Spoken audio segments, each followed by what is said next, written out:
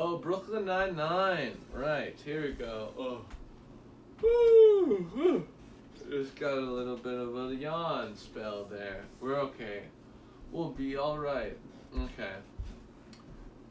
Boop, boop, boop, boop, boop, boop. Okay, real quick. I'm gonna do my spiel. If anyone's seen Brooklyn Nine-Nine, way to put in my Discord again. Talk with me in the Discord. But yeah, I'm gonna write Brooklyn Nine-Nine on here. I think this was the last season of this show too. And it's not. This show isn't bad. Some people like compare it to The Office and say it's like about as good as The Office. I don't think I agree with that. I don't think it's quite the level of I really love The Office. I think it's quite excellent. But that being said, I still like Brooklyn Nine-Nine. And I still like this latest season too. But yeah, I'm gonna write it on here. Oh boy, am I writing the letters too big? Now I'm gonna start writing the letters small. Oh yes. We're gonna just fit it in. Hey, it's Dylan. Hey, buddy. What's up, buddy? Just looking for things. Okay. I found you. Oh, how do you even spell Brooklyn? I'm gonna Google the Wikipedia. Shout out Dr. Booty Quiver. Thanks, Stevie. That's me. Check me out. Click that link and watch the stream you're watching right now. Brooklyn Nine-Nine. I'm looking up. Oh yes, not just season 8. The whole show, the whole kit and caboodle. Yes, Wikipedia, Brooklyn Nine-Nine. And I'm just gonna write the numbers 99, even though it's spelled with the letters. This is easier for me, so I'm doing it like this. Yeah, I don't know. This show's okay. Like, I like it, but like I said, it's not really gonna compare to The Office. Even though people compare them, and I get it, like they're both situational comedies, and you know, even though that The Office is more of a, I guess a mockumentary technically, but it's still a situational comedy because that's what it's built around. The fact that it's a fake documentary is more of a gimmick. But that being said, I still think that The Office is a better show than this, although I still like this show. It's funny. But, honestly, I think it started going downhill around season 5 or 6, I would say. And this is the 8th season now, and I think it's done now. And that being said, it's still funny. Like, the show's good. No one's saying that it's not good. It's like, I would say it's still quite good, but the first few seasons like are really quite funny. I could almost compare the first few seasons to The Office, but The Office as a whole is better than Brooklyn Nine-Nine as a whole, in my opinion. But yeah, no, that being said, I really like this show.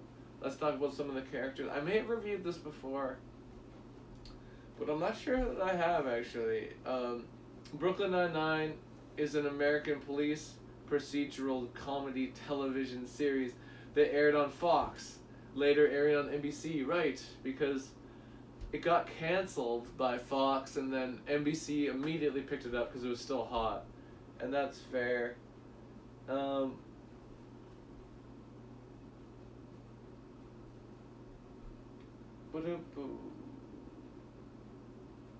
From September 13th, I can't talk. From September 17th, 2013 to September 16th, 2021, I guess is when it aired. In total. But yeah, 153 episodes is a pretty good run. So yeah, let's talk about some of the characters. The main character is Jake Peralta, played by Andy Samberg, and he's a sort of young detective that's really ambitious and always trying to solve the case, but he's a little bit juvenile. He's always like making references to movies, cop movies like Die Hard, and the reason that he became a cop is because of movies like Die Hard. And then we have the Captain Holt, who is super like serious and stern, and that's sort of where a lot of the comedy with him comes from, is him just being super straight faced, and the joke a lot of the time is that he's so boring. Like he'll say that the only movie that he really wants to see is a documentary called The World of Moss, about the world of Moss. That might explain just a little bit about how that's his character, is that he's just so boring and he's serious and stern, always speaking in a monotone. That's his thing. But yeah, thanks for watching, folks. I do like Brooklyn Nine-Nine, but like I said, I do think it has declined a bit. Some of the other characters, I'll try to mention all of them quickly. Anyway, we got Amy, who's Andy Samberg's main love interest. There's a will they won't they thing, but they get together much like Jim and Pam get together. I forget when they get together in this, but I think like season 4 or something. I could be wrong, but they do get together. And Amy's sort of like goofy but hot, and she likes reading and like being punctual and stuff, I guess. I don't know. Amy's fine. She wouldn't be my favorite character, but she's fine. What up? What up, SLX and Reaper? Do they get together? For Amy and Andy Samberg. Yes, they do. They certainly do. Thank you for shouting out SLX and Reaper. But yeah, Amy's whatever. She's quirky, kind of goofy, smart, go-getter. And then there's Rosa, who is sort of, how do I describe Rosa? She's sad, angry. She's always angry, and like she wears a leather jacket all the time, and she doesn't like most people, but she likes the 99. I don't know. Honestly, some people like Rose. Her acting is probably my least favorite out of anybody in the cast, but she's fine still, and she does have some good moments still, but she's just sort of like the angry one. That's all. That's pretty much it. They add more to her character later and make her bisexual, but still she's just like the angry one. Or brooding, like the dark brooding one, I guess would be a way. That's her character, sort of. But the Stevie. If you want to go there, sure, I'll let you, Stevie. But yeah, that's Rosa, and then Boyle is Jake's best friend, and there's the first episode, I think, they have a sort of awkward moment where Boyle is like, because we're best friends, or something like that, and I guess they weren't established at that, but that was the moment where their friendship was cemented, and from that point on, Jake Peralta says, yes, Boyle is my best friend, and they have a cute sort of relationship where like Boyle just loves Jake because he's like this young sort of hip guy, and I think Boyle's maybe slightly older than him, but not by much. He sort of like, for lack of a better term, wants to live vicariously through Jake, sort of, but they're really good pals, and they have a good bond between each other. And there's a funny scene I remember from one of the seasons. They're working the night shift, and they keep playing All Night Long by Lionel Richie to get them through the night shift, and the scenes of them going all night long in the car on their way to each different site they're going to is pretty funny. Fuck the police. and your mom. That's a good segue to my next point. So, yes, this is a comedy about police. And this last season, providing, because of events like the George Floyd death was the main event that probably caused rewriting, because they rewrote a bunch of the show to be more sensitive and to address the more topics like that about the police and how they can change and how can they can be better. So there's a lot of that worked into this season, and I'm for that, and I get why they did it for sure. Some of it seems a little unnatural, like a little forced. Like they even mention George Floyd in it, and it's like, you didn't need to mention it. Like, I think we get this is why it's happening, but maybe it's good that they did mention it. Again, sort of a nitpick. Just sort of how I feel. You're allowed to feel differently. But that being said, I think it was a good choice to include it, and I think it was handled pretty well, and they still do manage to fit in comedy, but like other seasons too, they've fit in the serious with the comedy, and they've had even before the George Floyd death, there's been more comments on racial profiling with the police. There was an episode long before that where Terry, who is an African American sergeant, but then he's a lieutenant and a sergeant. I think he changed. Whatever. The point is, he was profiled even though he's a cop, just because he's black on the street. And there's a whole episode about that. So they do have. So they were always sort of, very much, obviously, for that and for change. But now, this season was really trying to solidify that there's certain plot points and story arcs in the season talking about reforming the police and that kind of thing. Again, I think it's handled pretty well. They bring back Gina for the last episode in this, and I love Gina. We haven't talked about Gina because she's not in like the last couple seasons, and she's awesome. She's like my favorite character of the whole thing. She's super zany, funny. She'll just do whatever. Like, she ends up, I think, leaving the show because she starts a cult, and I don't know, it's pretty funny. But she's just zany. Chelsea Peretti. If you don't know who Chelsea Peretti is, also, she's Gina in that show, and she also has a pretty funny stand-up special on Netflix. I would recommend. It made me laugh anyway. I like her. But yeah, so I was sad. That was another reason why the other seasons might have felt a little flat for me, because she was gone. But that being said, Terry Crews, who plays Terry, which makes sense, he's in this show, and they utilize him, not like overly, but every once in a while, because he has the ability to move his pecs. We've talked about this, and he uses that a little bit in the show. But like, you have that ability, so why wouldn't you? I get it. Why not pull that ace if you got it every once in a while? That ace up your sleeve, you'll be able to flex them pecs. But yeah, Terry Crews.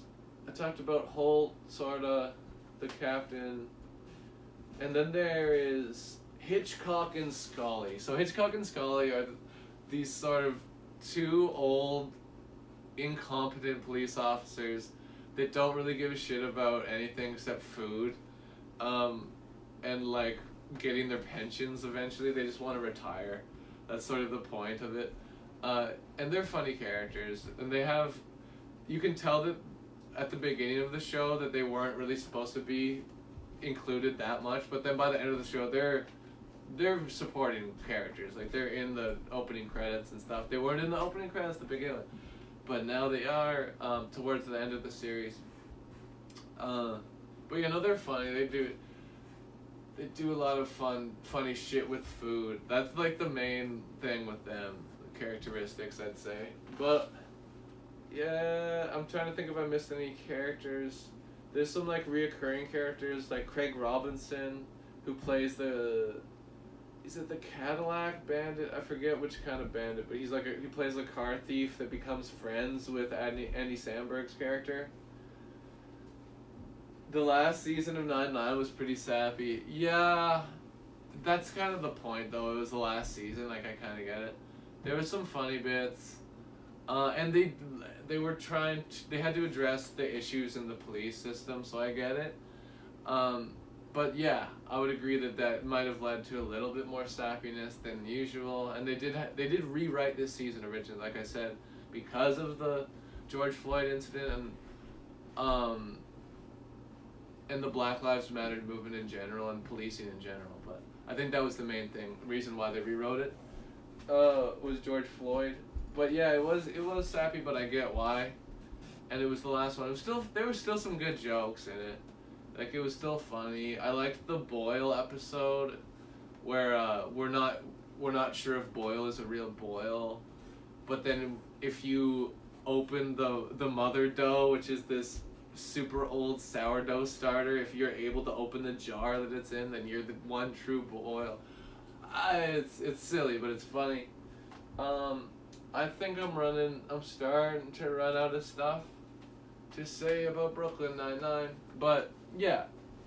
Oh, actually, I could go on a little longer. So there's a character that I think they introduced into this show this time, and I don't know how true this is to real life, but I feel like it probably is at least a little bit. They have I don't know what this character's name is, or what this actor's name is, but the guy who played Dr. Cox in Scrubs, he's this character, O'Sullivan, and he plays the leader of the police union, and I think this is true, that the police union is just trying to get cops off without any punishment, no matter what, kind of thing, and even after all these cops have done terrible things. So he's playing that character, but obviously the point of the character is to show how flawed the system is and how flawed the police system is. So again, I think that's handled well, and it's funny sometimes, but one characteristic that spoke to me personally is that this character loves Billy Joel, and I'm a huge Billy Joel fan too, and lots of things make fun of Billy Joel, and I kind of get it, but I can't help it. I love Billy Joel, and I always will. But when when they show this character loving Billy Joel, and he's even like willing to pay $10,000 for a piece of gum that was allegedly in his mouth, and it goes as far as that. So, some of those moments were funny for me because, again, I'm a Billy Joel fan. Yes, I admit it. But no, yeah, this show's pretty good. But it's not perfect. There's better comedies, like I would say, The Office. I would even say, and you're not gonna agree with me, Stevie, but I would say Seinfeld is better than this show. Curb Your Enthusiasm. But this is still a pretty good show. It's a pretty funny sitcom. Sitcom about cops.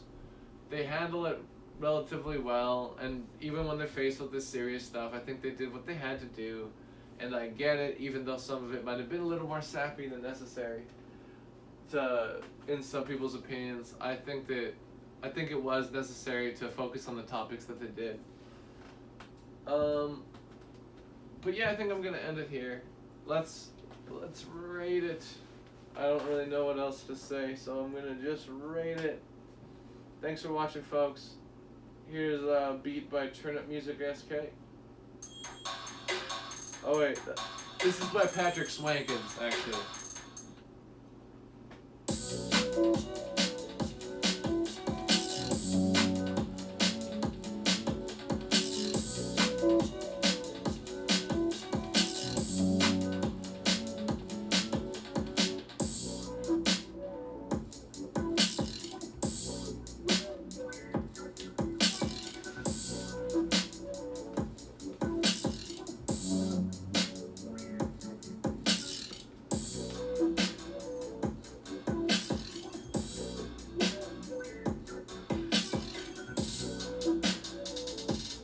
Okay.